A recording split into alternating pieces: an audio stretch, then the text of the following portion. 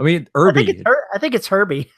Irby. So he's got like a huge pot leaf on his side instead of the number of the car, right? And with that would work too. So Irby the pot bug. There we go.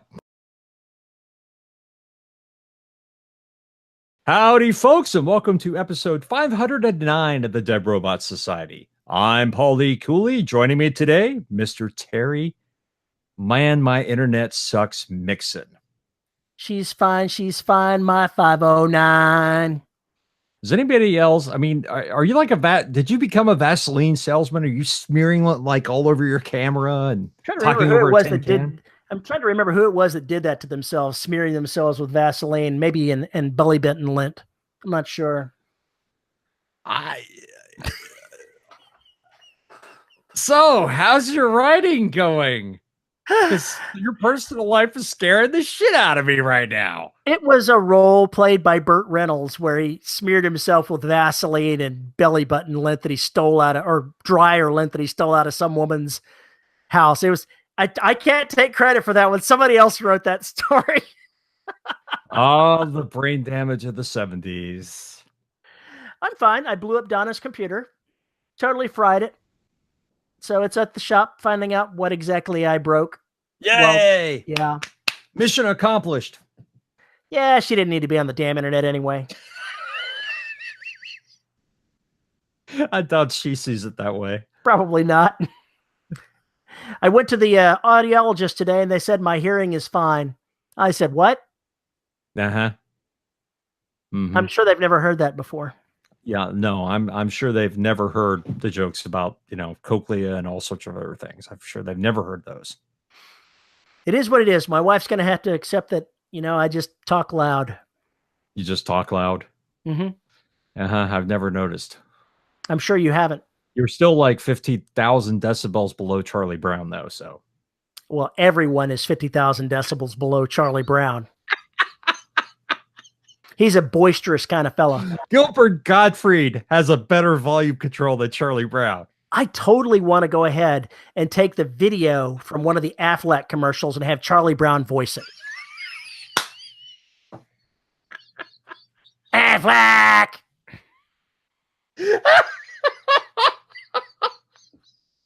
We love you, Charlie, but now I want you to film this. Make this happen, please.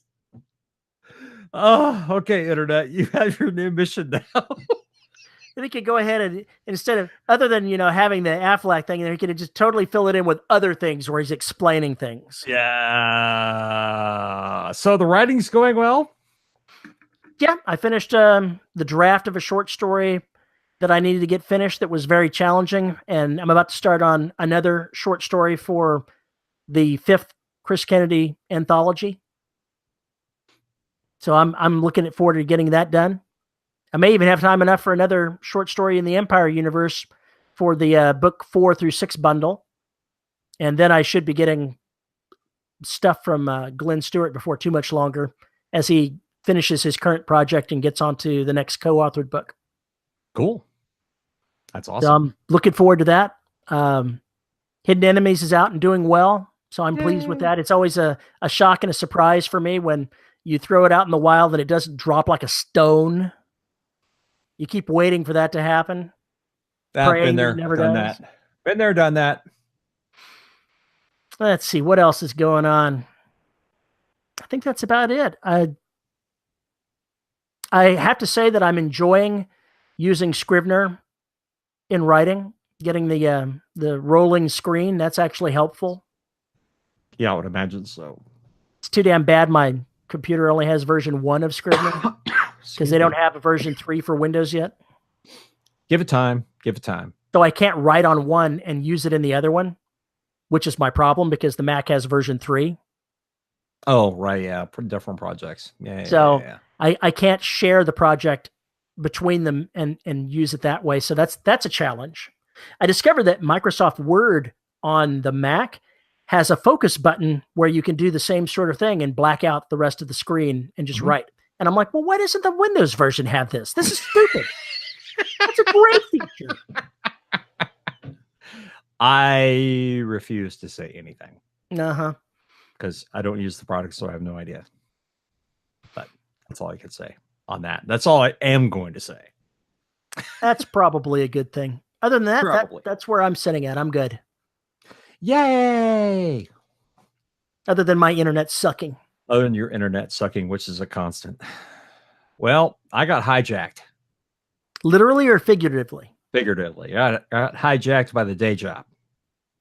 Awkward. Yeah, so the writing has definitely taken a back seat for right now because I'm under a pretty heavy deadline. And I'm under another deadline too for a certain short story, and I missed my self-imposed deadline on getting Evolution done. So yeah, basically everything's falling apart. But the Derelict Destruction audiobook is now available from shadowpublications.com if you want to go up there and get your paws on it. Whoop whoop. And I get all the cash, so it's a wonderful thing. Apart from that, really wanting to finish Evolution, which means I really need to get time to do that. And during the pre-show, you messed with me, and now I've got 3 more ideas written down for Trident. Brainstorming. It's my hobby. I hate you so much right now. I hate you so much. Anyway, that's, beside the point. But other than that, going to Staple this weekend, which is an Austin Independent Media Expo. I'll be there with Robert Stickmans. Is this like the 3rd year you've went? Something like that? God, no. I think it's like 5th.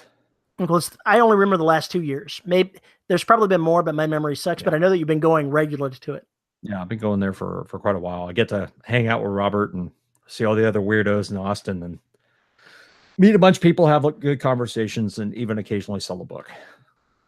That's always fun. Yeah, it's always good. So I'm looking forward to it. So I got to leave Friday afternoon to get to Austin. So I'm not driving up Saturday morning. Hell no. So yeah, if you're in Austin, San Antonio area, come visit us. staple-austin.org, I think is the name of the website. So anyway, or if you want to travel from Houston to Austin to see me, I'll be there. It's an awful long drive, but then, driving just up to where you live is a long drive. Says the man who's living in Cuba. It feels that way sometimes. Yes. And now that Hurricane Gordo is coming in, we're going to have an interesting week. We have a hurricane coming in? I've been looking at the weather. I think it's going to smack Florida today. Well, that's the one that was aiming at the border between Louisiana and Mississippi. Yes. That one I didn't know that it was there. I thought something formed out in the Gulf and was just like barreling at us from nowhere. No, it just means that we're going to get some rain this week. So, well, we already knew that. This is Houston. Welcome to summer. Yeah, well, I'm not really sure what kind of summer this is, but that's beside the point. So we have a Q&A episode. Yes, but we've made a terrible error in judgment in thinking that we have any of the answers. We had answers. I just don't think they're kind of answers that you want to put on a multiple choice test, but I don't think any of these questions have multiple choice answers. Have you ever taken a multiple choice test and just scratch out E and write in your own answer? No, I never had the balls to do that. I never had the balls to do that. I do remember in college, there was one guy in my math class who always stapled his work to the Scantron. Drove the prof nuts. It was really weird. Anyway, that's beside the point. No, I have never done that. I never had the balls to do that, but now it sounds like a really cool thing I should have done. You should have a character do something like that. Oh, that could definitely happen. That could definitely happen. But since our listeners were kind enough to send us questions, I guess we should try and answer a couple of them. In our own way. In our own special way. Yeah, it's special. So let's go do that. Yay! Or boo. We'll see. Terry, we have a Facebook group. And long ago, we made the mistake of posting a general topic where folks put Q&A questions. What a big mistake that was. Yeah, it seems like every couple of months we have to go through and cull these things down. So that's what we're going to do today is we're going to go through these. That sounds fun. It's possible we've already answered these questions in another episode. If so, my apologies. We have trouble keeping track of all the shit that we talked about over 500 episodes. But trust us, we have no trouble talking everything over again because that's what we do. Now, let's get this done. On the live show this weekend, when we're recording this, we got asked a question about our thoughts on rapid release cycles. Mm-hmm. So how you should do them, what the advantages are, what the disadvantages are, how not to do them. So let's cover that first one. So what is a rapid release? A rapid release is when you get a book out, publish a new piece of work every 30 days or less. Or less. Okay. And there's a reason that specific time frame is mentioned. There's a reason for it. Okay. And what does that time frame have to do with anything? Because 30 days or less triggers the Amazon algorithms to raise the profile of your releases. Okay. So Amazon has admitted this to somebody. So the theory is that if you publish something every month, then your name is going to stay up there on the trending or whatever it is. You'll get a little bit added visibility. Okay. Is it worth it? I don't know. I haven't managed to release 2 books within 30 days of each other. Couldn't tell you. So then the question becomes, how do you do this? I mean, assuming you have enough material in the catalog or you're just unbelievably fast at what you're doing, how much should you have in storage if you're going to do this kind of thing? And should you have them all ready to go? I think the only way that you can do this without actually building up a backlog that you're not publishing, which I don't recommend that, is to go ahead and publish a mixture of novels and short stories, because you can always have a short story that you can publish in the midst of working on a novel and still make that deadline of having something new every 30 days or less. So you would like stagger them, a short story 1 month, a novel the next, a short story 1 month, a novel the next. Yeah, if you were that fast, or otherwise it might be a novel, a short story, then another short story, then your next novel. Gotcha. Okay. All right. So does that also pertain to putting short stories out there for free? Because I know the 99 cents price is a ghetto. My personal opinion is that you should not put your short stories out for anything less than $2.99. Amazon makes this rule. Put it out there. Deal with it. Huh. Oh, you mean if you want the high percentage?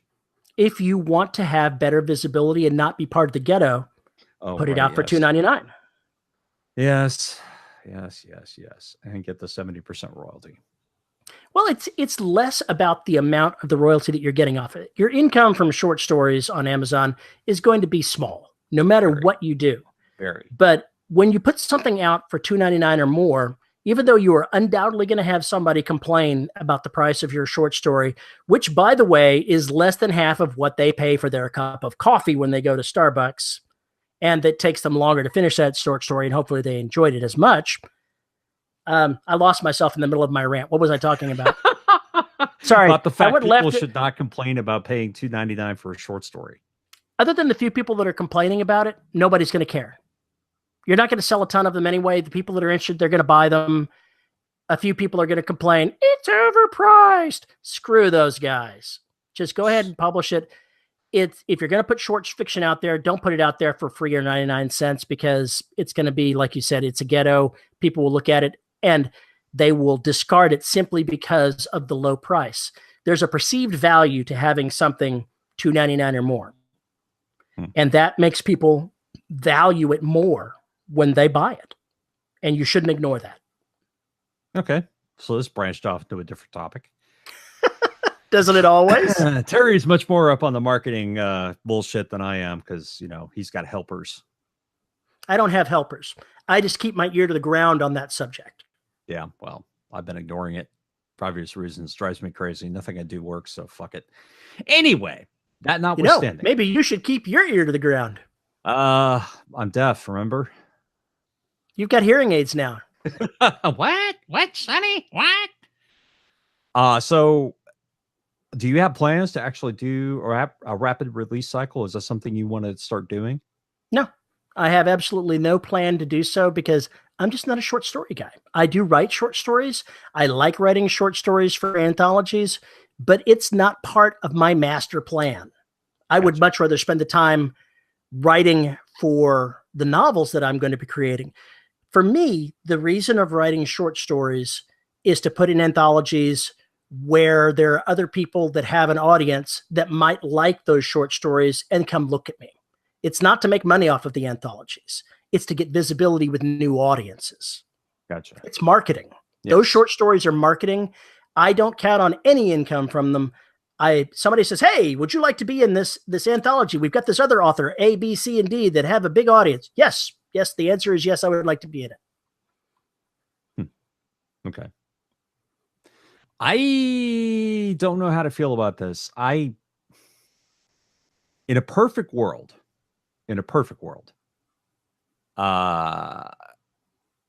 Derelict would have been put out as one book. Okay, the first 3 stories in that book. Whatever you say, Brandon. Now, hush. Now, if I'd had the entire book done, all 3 books, if I'd had that entire arc done, would it have made sense to do rapid release of the 3 parts? Yes. Okay. So, if you are writing a long tail like that, then not Tail, Tale. If you're writing a long tail like that, don't look at me like that. I was going to say, most people are going to figure out what you mean here. You probably don't have to spell it. Well, but now I realize what you meant. Yeah, long tail versus long tail. So this is part of the problem with the English language. Nobody knows what the fuck we're talking about half the time. If you're able to do that, then that's going to pump that book up, right? Big time, or that entire series, at least for while you're hitting that goal. And then it's probably going to take a month to cool down, don't you think? The problem with algorithms is that you've got to balance out how much that bump is going to mean to you versus what you're actually doing. I don't have a rapid release cycle, but the books that I put out have enough interest that they take months to trail off the earnings to an area where I wish I'd had another book out right then. Okay. So that's one of the reasons that I don't need to go hunting for a rapid release, is because I've got enough of an audience where it's helping me out in any case. But there are pluses and minuses, but don't expect a miracle, I guess, is where I'm going with this. Just because it gives you a little bit more visibility in the algorithms, I suspect that that's only a very little bit of visibility. Write good stories, gather an audience, and that will always be better than just try to put stuff out fast. Put stuff out as fast as you can, yes, but don't expect it to have a major impact. It's only going to be a minor impact. Part of me wonders if I should schedule my own book releases a month, the shadowpublications.com titles, a month ahead of Sever Press titles, or vice versa. The only problem I've ever seen with trying to schedule something, and this goes back to pre-orders, really. People say, "Oh, you should try a pre-order." Anytime I think I'm going to finish a book on X date, I can pretty much guarantee it's going to be a month after date X that I actually finish. No, if you were going to do it, you'd have to have you'd have to have both of them done. If I was going to do that, I would have to have them done, and I would much rather release them as soon as they're finished than to hold on to something. I think that that's not a good use of my time. We're going to have a talk about that at some point. I don't think we're going to do it today, but we're going to have a talk about that at some point. So that covers the rapid release question. Oh, Terry, you're going to love this one. Oh, I love it. Give it to me. Dealing with unhappy endings. How do you make them work? I don't. Next. No, dealing with unhappy endings, how do I make them work? It really depends on the genre. If your genre is known for having not happy endings, then you're going to be fine. If you're writing a romance novel, an unhappy ending may not be for you. May not be for your readers. What Dan Sawyer said, you've committed literature? Don't commit literature. Whatever you do, do not do this. Yes, do not be Paul E. Cooley. Uh Um, okay. the way that the question is phrased in a misleading fashion. Yes, it is. I But at the think same time, I mean, let's first define what a happy ending versus an unhappy ending is. What is an I unhappy ending in your I think in my mind, an unhappy ending would be one that leaves the reader in a less than satisfied state for the outcome of the characters. meaning what? Um, if I'm using romance for an example, if you've got the romance and the end of the book comes and somebody puts the love interest in the ground 6 feet under, that would be an unhappy ending. If you're writing a space opera and you get to the end of the story and the Empire wins and kills everyone, that's an unhappy ending. Okay. So did There are Rogue various One various kinds of things that you could get to. It really depends on the genre where you're looking at for the unhappy ending. did Rogue One have an unhappy ending? In my mind, yes. I would have liked to have seen them live. I understand why it happened, and it wasn't a terribly bad unhappy ending, but it was disappointing to me. I completely disagree with that. I think it was actually a very satisfying ending for that kind of story. And I think that's that makes the major difference between the two types of things. The reason why you have to set up a reason for why that is. If the They characters are, sacrificed everything in yes, that movie for a worthy cause, a cause they believed in. It wasn't. I'm perhaps I'm misspeaking here. It wasn't an unsatisfying ending, but for me, I'm an unrepentant happy ending guy. I would have liked to have seen the main characters escape, but I totally understand why everyone had to die. I was just thinking of books where the main characters die that I really love and was cool with. Earth Core. Earth Core, actually, yes. Earth Core ended just fine. You Have you read know, the new version where he rewrote it so that the characters yes, didn't die? yes. I haven't read the Well, new version. no, I haven't got there. it's not as simple as you think it is. It's a little bit more involved than you think it is. Anyway, Okie dokie.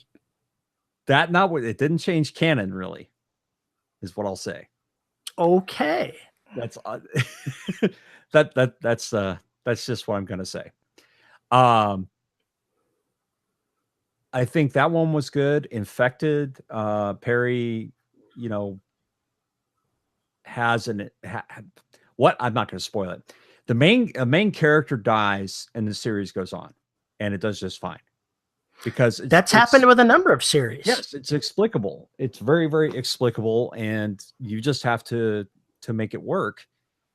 But it has to be satisfying. You can't just kill off the main character with no. Oh God, happens all the time in TV shows.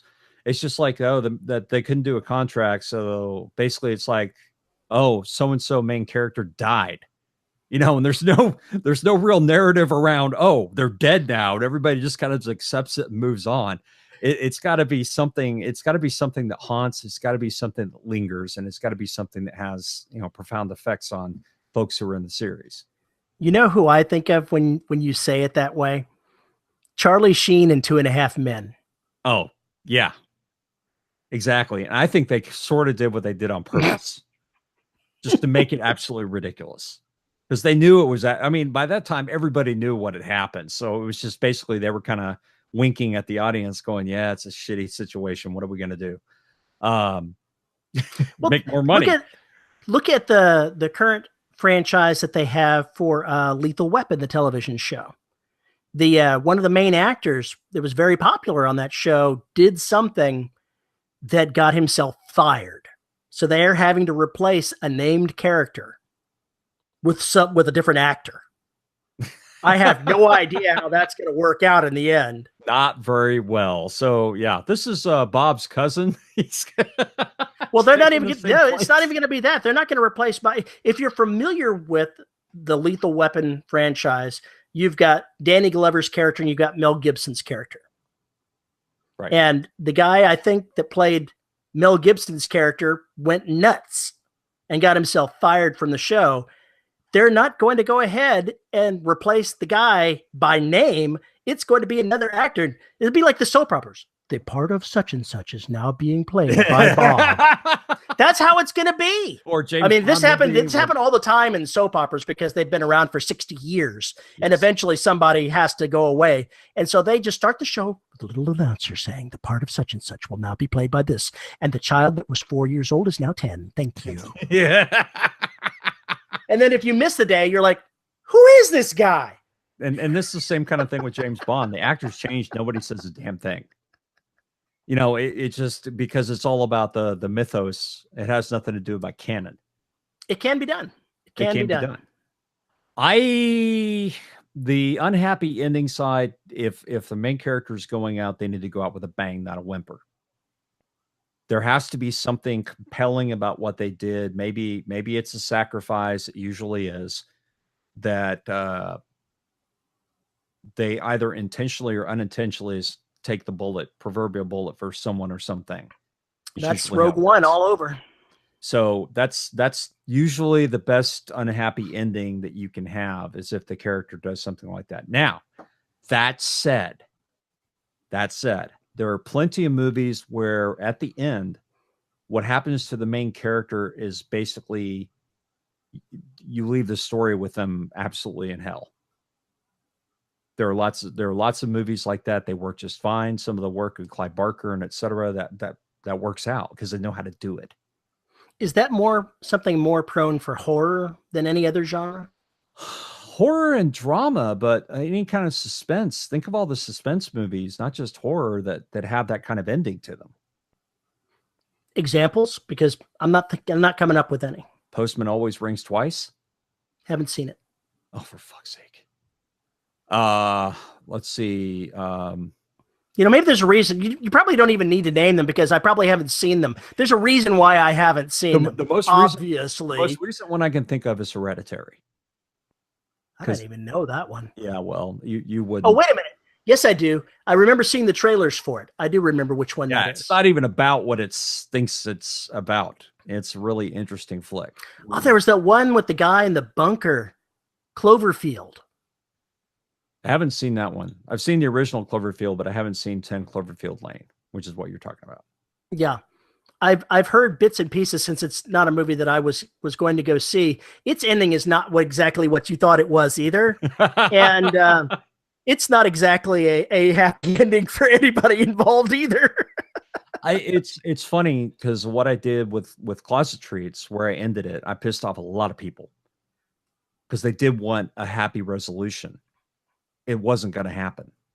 Period. End of story. It actually would have been very uncharacteristic of the characters to have a happy ending after all that. Would have been impossible.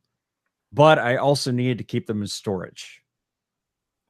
And I'm glad cold storage? Yeah. I put them in cold storage for a while. So an ice cream freezer later, here we are. No, nothing like that. They've been in suspended animation and they've been growing up. So I really think we're going to see those characters come back in another book very soon. So if that happens, will that one be an unhappy ending? Probably, but for different reasons. I think those unhappy endings are more because of the characters' personalities and quirks themselves. Some people just aren't destined to be happy, no matter how hard they think they are. Think about Jessica Jones. Think about Peter Parker. Those characters' lives are hell. Peter Parker has probably the worst, teenage and early years life of any of the superheroes. It's just miserable from day one. Just tragedy after tragedy after tragedy. Why do you keep reading that? I don't. I gave up on Peter Parker a long time ago. Why do you keep tuning in every week to watch this? There's a reason why all the Spider-Man franchises keep failing. People aren't interested in that crap. The guy never has a win. Just can never gets a break. Just can never win. And you got to let a character win every now and then. You got to let him win. So the unhappy endings thing, I don't worry about it. I just kind of do it. I used to revel in it. If you've read The Black and Derelict, you can see those fingerprints there. But so far, I've been a very good boy with my commercial works. That may have to change very soon.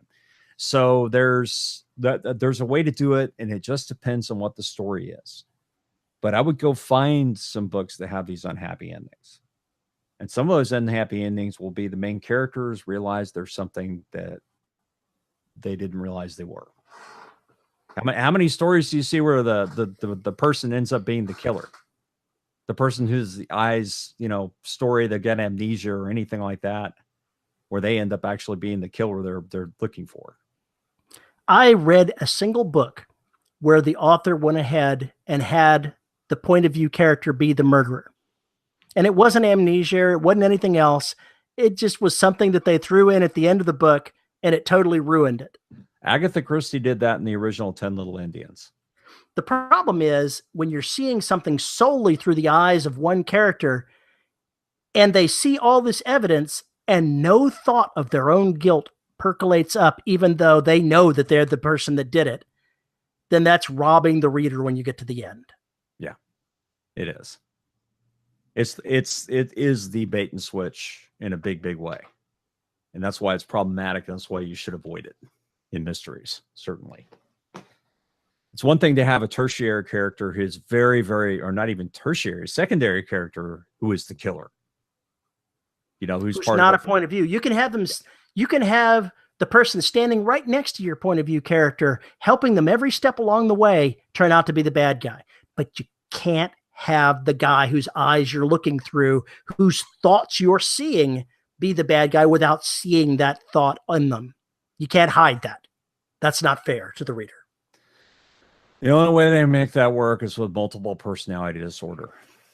Yeah, and that's totally true, but that's difficult to do well without looking like a jerk. Fight Club was the best use of it I think I have ever read. I think it's masterfully done. And they did a good job with it in the movie too. It was a really big hook. And when you finally realize what's been going on the whole goddamn time, your brain just spins in your head because you just didn't see it coming because it was done so masterfully well. And I think that's the big difference. You can get away with some of those cliche tropes if you are willing to be brave enough to do them and take a unique spin on it. But you got to be very, very careful with how the characters interact. If they're seeing one another, as opposed to it just being someone that they never see, they don't hear. Do they have delusions of this person talking back to them? There's all these little things that you can do to try and hide it and not hide it at the same time and give the readers clue. And so they don't feel like it came out of nowhere. You can plant those little clues, and then at the end, you're like, oh, shit. Hello, Sixth Sense? Exactly. So Shyamalama Ding Dong does that with pretty much all his flicks, but at the same time, it's only worked for one. Well, the rest of them have been dogs. Well, okay, I disagree because I loved Unbreakable. I think Unbreakable's a really okay. Good Unbreakable was good. I do agree with you that Unbreakable was good. Most of the others that he's done have turned out to be trash. They've turned out to be too recycled. And he had a chance to redeem each of those and just didn't quite pull it off. I can't believe anybody's still paying him money to do these things. Well, I think he's kind of moved on from the twist. Because I think a lot of the movies he's been making are much more straightforward lately. I haven't seen some of his latest work, so I don't know for sure. But whatever the one that came out not too long ago was supposedly really good. Anyway, they're doing a sequel to Unbreakable. What was it? Glass? I can't remember. Yeah, I remember seeing something about it. I think it's Mr. Glass, something like that.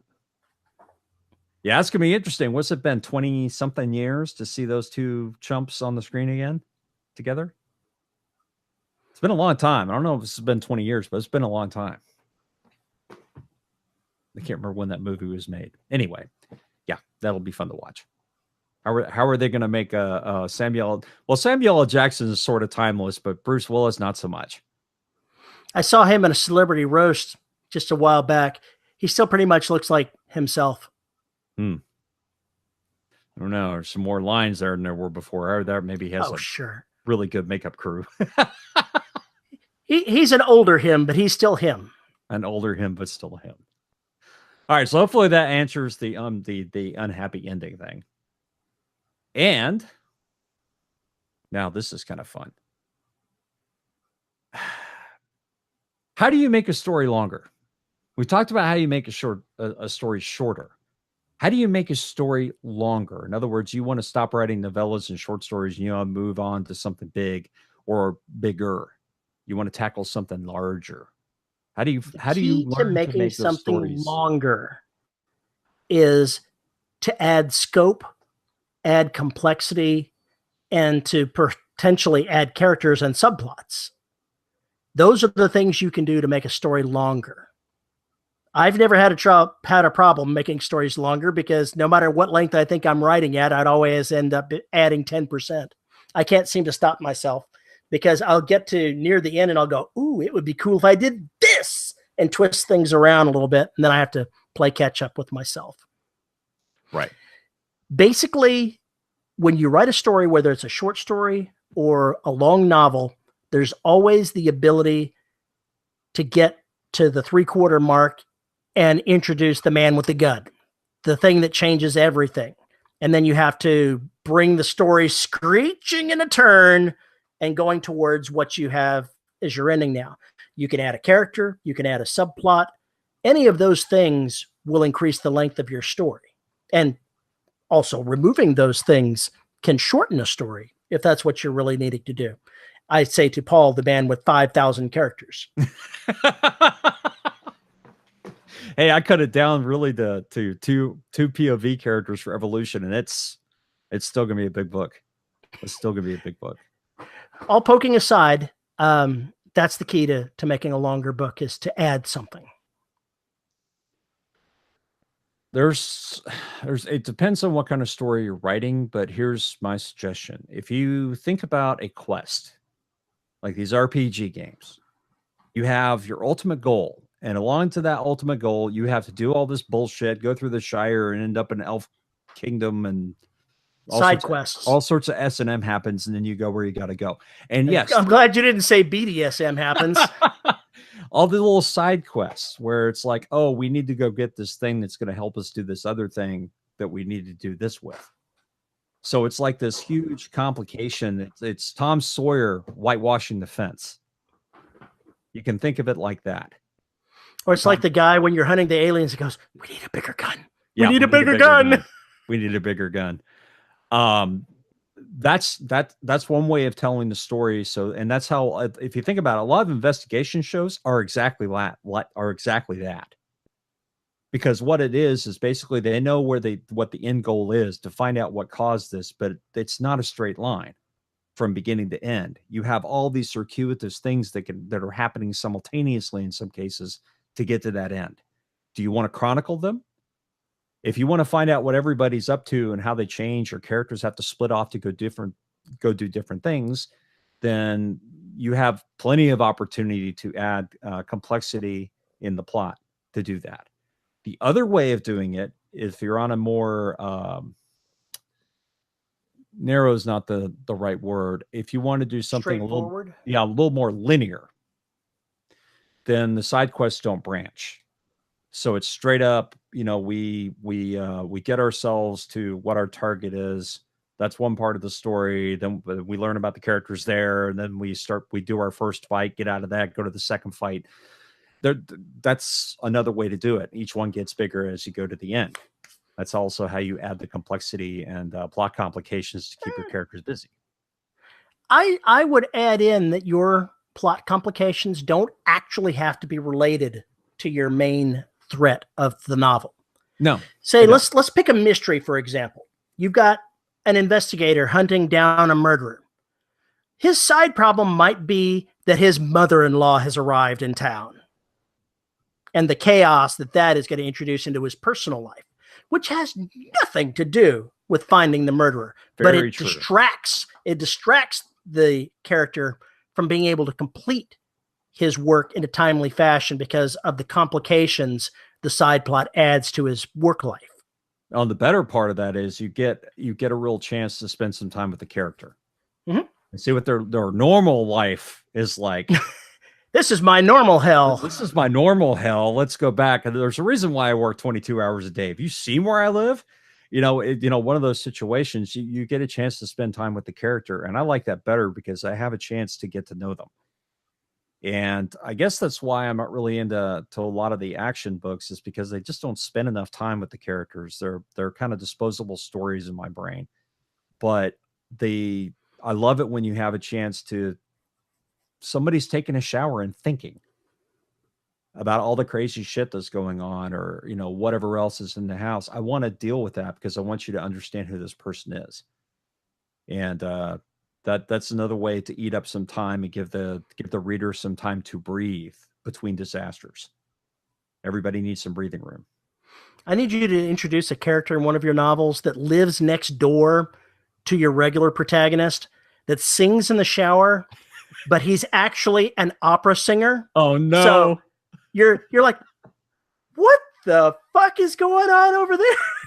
Well, see, I have my neighbor, she was a music teacher. And so like every afternoon and on the weekends, I would hear all this music, kids learning how to play and everything else. And so it was just god awful painful. But you could hear it when you walked outside. And it was kind of fun in a way, because it brought back all these memories of band from junior high. But it's really and then you have your character keep trying to get a glimpse of who lives there.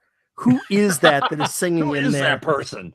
Who is that person? And they see them like 6 times, and it's like this skinny guy that doesn't look anything like an opera singer, and he has no idea that this guy can sing like this. He's got a voice 4 times larger than his frame. Exactly. Shit like that. That would make a good side quest for somebody. Who is this person that is singing like this? I can hear them. It's coming through like the pipes or something. I don't know where this is coming from. I must know the answer. Yeah. So there's a lot of stuff that, you can do to make a more complex story.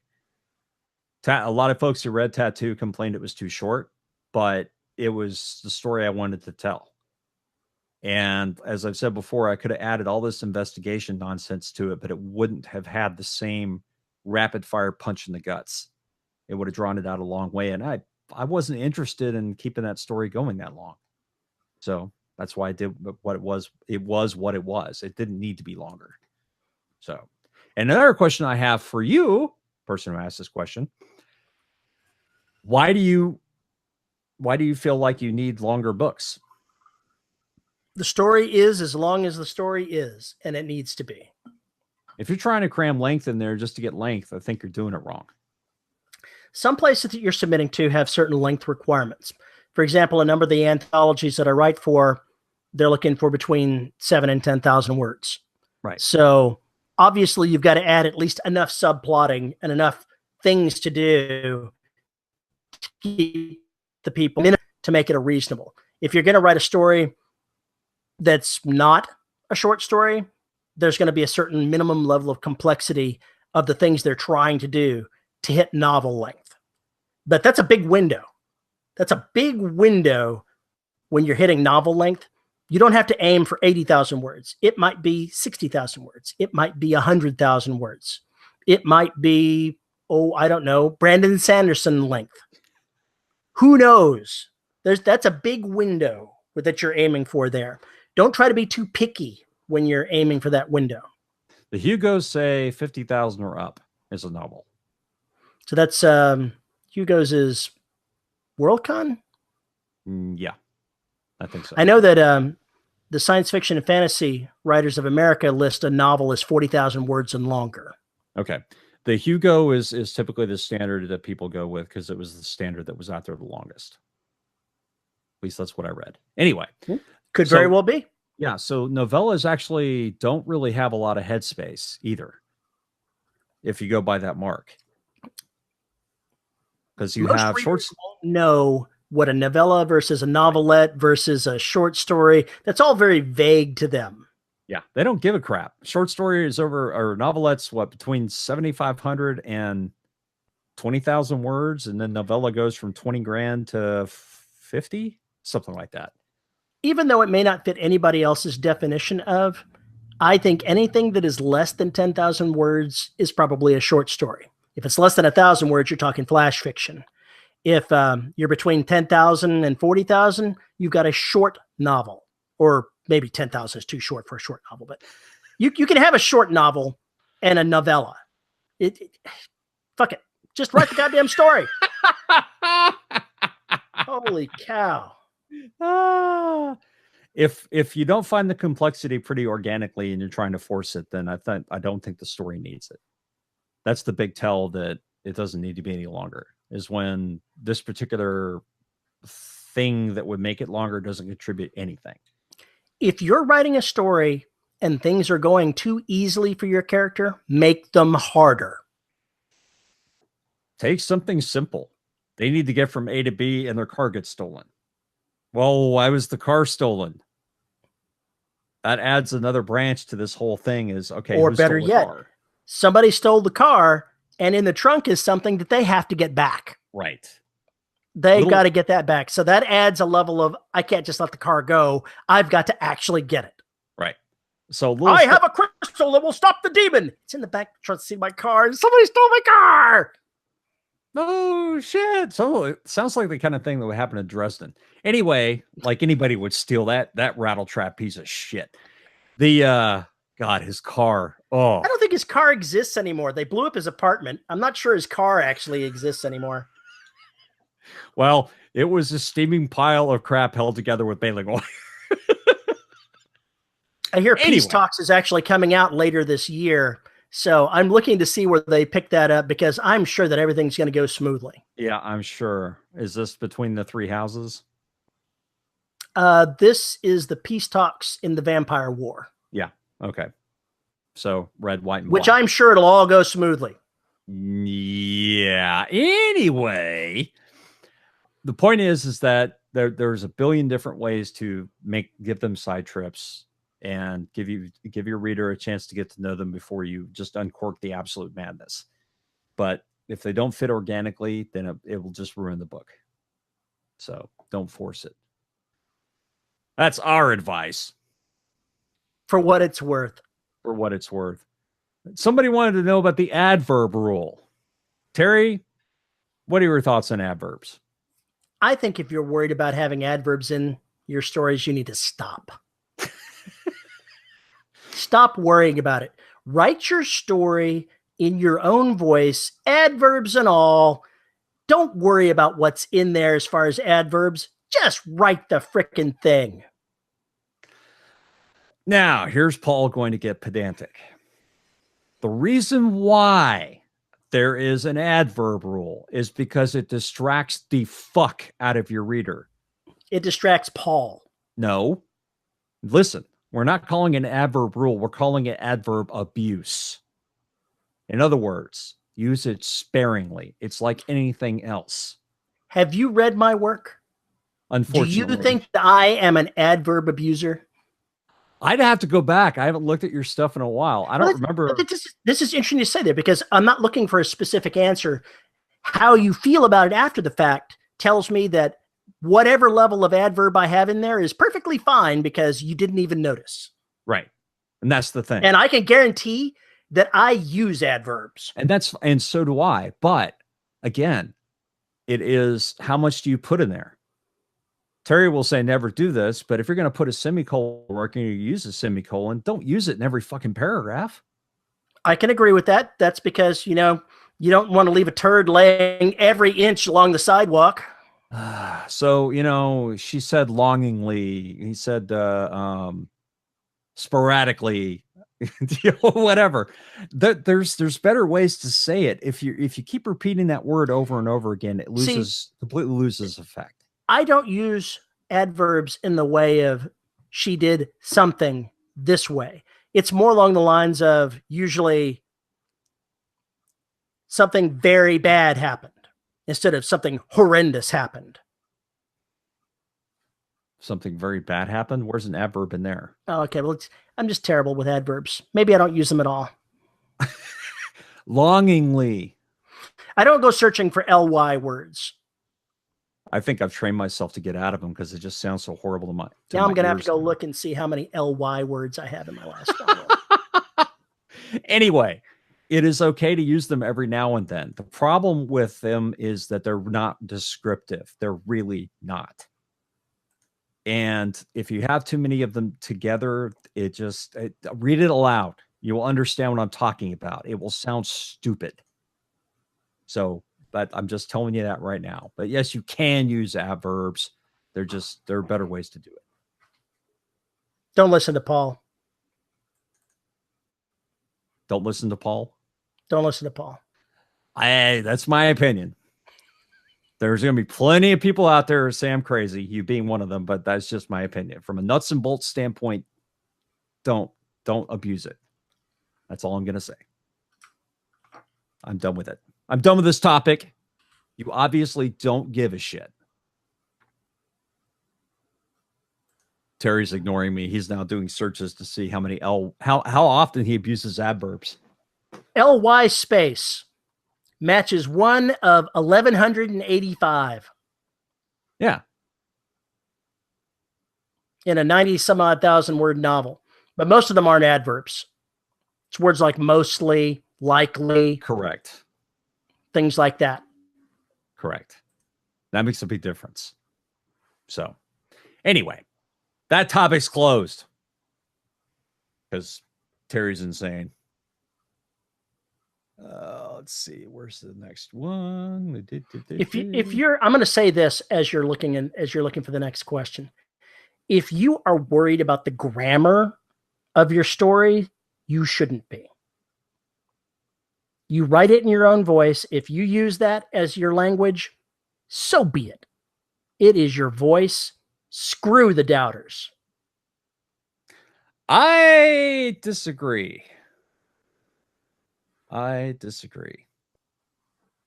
think you have to master part of the language. And the only way you can do that is by reading. There is a certain level of grammar that you have to be capable of to be a good writer. But once you reach that level of grammar, you don't ever have to worry about grammar again. No, because it's in your brain. That is correct. That is correct. You've taught yourself. By all means, do not run your finished work through a grammar checker. Please do not do this. So there was an article out about a study of English as a second language folks. And what it was doing is it was comparing the way those folks speak in general, if they haven't been around native speakers long enough, versus how we hear English. And it was hilarious because, and this is the reason why, the people who speak ESL speak it completely grammatically correct, but they don't know what order the words are supposed to go in.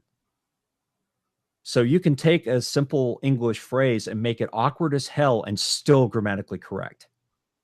So grammatically correct doesn't mean jack shit. It is how the reader reads it. It is how it sounds when it comes out. But and it can be even. What? Go ahead. I thought you were done. So go ahead, finish. But you have to hear it to understand just how bad it is. So read it aloud, and that will tell you whether or not it works. Anyway, continue, Terry. One of the more subtle things about the English language is when you say something, there's an order to it. And you may not consciously know what that order is. If you're describing something and you're attributing color, size, distance, things like that to it, if you put them out of order, it sounds fucked up. Yeah, it does. when you read it, but you don't know why.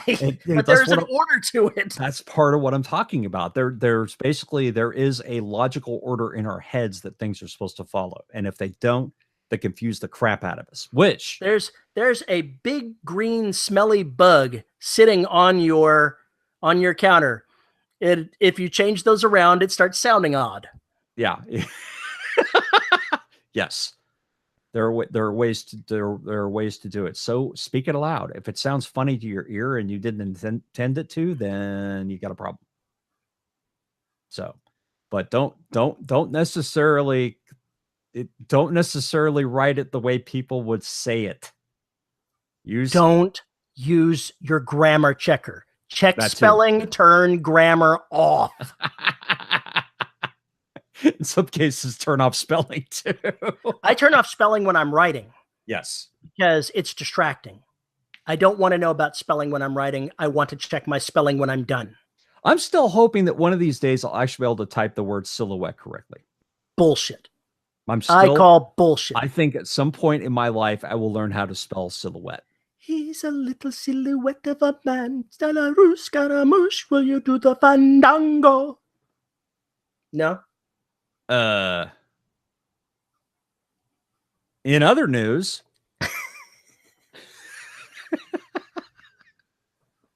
all right. I think we have slaughtered our Q&A for the moment. We got pretty much everything. All right. I can live with that. Yeah. So anyway, if you have more questions, you can send us an email at show@debrobotsociety.com. You can tweet me at Paul_E_Cooley. You can join our group, Facebook group, the listeners of the Dev Robot Society, and where all the crazy happens and these questions actually came from. We have to thank our wonderful hoster, Pod Hoster, for making all 4 bazillion episodes of the Dev Robot Society available for your ear holes. You can find our YouTube channel at youtube.com/DRS podcast. And if you want to support us, you can become a Patreon member, where for as little as $1 a month, you will help us keep the servers up, get access to exclusive content, including live shows and other insanity. So if you want to check us out there, it's patreon.com/DRS podcast. And if you make the mistake of patronizing us at that $10 level, we read your name every week, whatever you have decided to punish me with. Yeah. And our $10 patrons this week, or at this recording, are Sue Start Another New Book, I Dare You, Bayman, JD Barker, Corley Davison, Kelson Deal, Think of a Mr. Freeze wearing a dress and singing the Disney. No, we're not doing Frozen. Isabel, I forgot to change this for way too long. Cushy, Rick, where the flip? Please insert appropriate expletive. Did that something or other. Lisa Slack, Sandy Manpants, Cheryl Winters, Tracy Bodine, John Kilgallen, Devin Lee. How many zombies would Rob Zombie rob if Rob Zombie could rob Zombie? That was from Nathan Petty. Thank you. True Flamethrower Death Drone of Doom Bernardi. What the hell does that even mean? Flamethrower Death Drone of Doom. You should include one. Chris Winder, Andre Conde Marias, DJ Chamberlain, and J.R. Handley. Thanks for being our patrons, folks. Yes, thank you very much. And with that, we should probably get this done. So, Terry, it was great talking to you. Great talking to you, man. All right. Say goodbye. Goodbye.